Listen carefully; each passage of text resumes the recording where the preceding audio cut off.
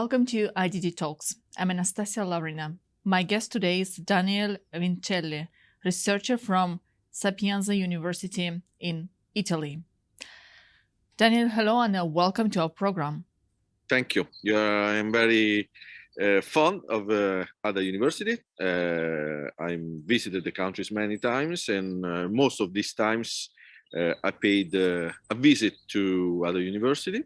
Thank you. Thank you so much. We know you as one of the most active participants of many forums, seminars, and also roundtable discussions. So the topic which I'm going to talk with you today, we know that this week the Minister for Enterprises and Products Made in Italy of the Italian Republic, Adolfo Urso, visited Azerbaijan. He had a very nice meetings with the head of Azerbaijani state, Ilham Aliyev, with the head of Ministry of Foreign Affairs, and also visited other university. During the meetings, the sides talked about the bilateral cooperation between Italy and Azerbaijan in different spheres, but most important, the Italian delegation participated in the ceremony dedicated to the laying of the foundation of the largest new thermal power plant in the years of independence, which will be built in Mingachevir. Italian company, together with one company from China, are going to participate in the construction. So my first question, how do you think the experience of Italy can be helpful? Okay, Italy is very good at searching foreign markets. Always been, always is. So we are an exporting country more than average people think, because we do not only export goods, we export work. We have a 20th century tradition of building things. We have enterprises with very advanced technological skills, like the Iveco, who is taking part in this project you mentioned. But there are many more, like Ansaldo, like Finmeccanica, so we have an experience in technology, in the building industry as in general, in engineering. Italy is a poor country as for natural resources are concerned. We don't have oil, we don't have gas, we don't have mines, very significant. We export refined goods, and we export, let's say, intellectual capital. So engineers from Italy, technicians from Italy, architects from Italy. So we have a system of enterprises very in Italy. The word is fitto, I would say, is very strict relations of enterprises. So any enterprises is connected to each other. So it's a complex system of enterprises. So which is very flexible, very open to foreign markets. So Italian companies are eager to work in Azerbaijan, as I told you, because Azerbaijan is reliable. So the main problem is going to work out abroad is maybe your clients are not reliable as they were domestic or Europeans, because there are, less rules where I go to complain if I get not paid, etc., etc. So Azerbaijan is very reliable because Azerbaijan is building a very strict state of law, thanks to the reforms implemented by your government and your president. So it's a good buyer, good payer. So Italian enterprises are eager to engage in the Azerbaijan economy, especially the complex rebuilding, restoring of Karabakh, of your liberated territory. Yes, indeed. Italy, unlike some European countries, was among the first countries accepted the victory of Azerbaijan in the Second Karabakh War in 2020. And immediately after, some Italian companies expressed the willingness to participate in the recovery, in the reconstruction work.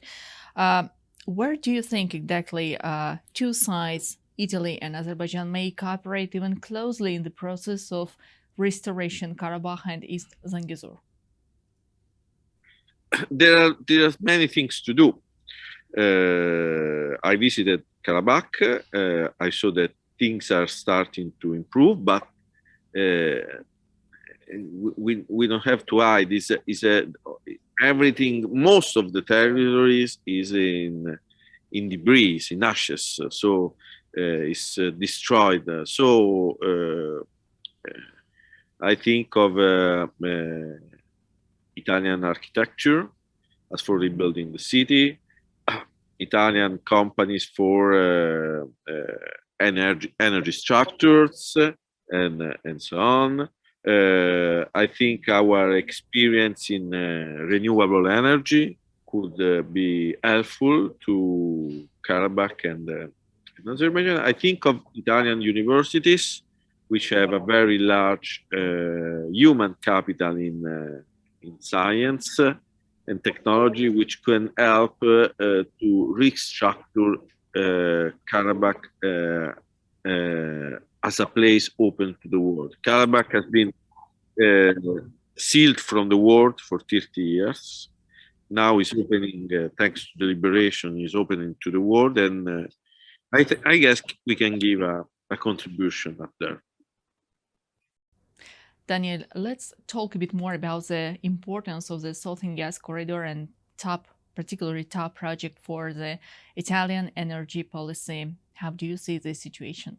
For this reason, we are turning to different countries everywhere. And Azerbaijan is on the top list of this new supplier. We turn to Algeria, we turn to Angola, and we turn to Azerbaijan. I mean the top list because it's the most reliable, stable, and effective country among this list. Southern Corridor. Okay, usually it's said that politics and politicians have a short sight. They look only what happens not tomorrow, but in 10 minutes. Okay, so it's a common say about politics, that politics is short-sighted. So they don't look at long distant future or medium future.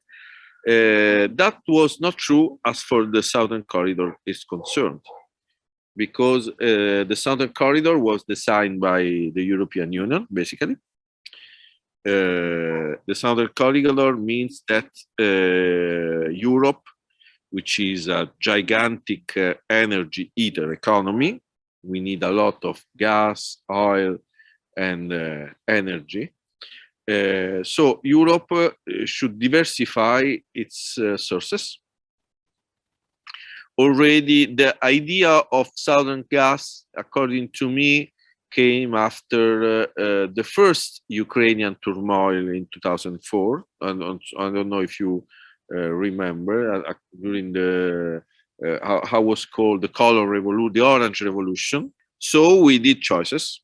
We sanctioned Russia. We started blocking imports of Russian oil. We're trying to reduce Russian dependency, because until 2022, 40% of our gas came from Russia. So we want to get rid of this 40%. So we are looking to a greater effort from Azerbaijan. For this is the main reason for which the relations between Italy and Azerbaijan are so good. So Daniel, we spoke about different things and already highlighted several key elements in the successful cooperation between Italy and Azerbaijan. And I also would like to mention that Minister for Enterprises and Products Made in Italy of the Italian Republic, Adolfo Urso, also visited the liberated lands of Azerbaijan before, not during this visit, but he had a chance to do it before. And after this visit to Baku, this time, he said a very good phrase, which I would like to cite now. He said, "We are historical friends."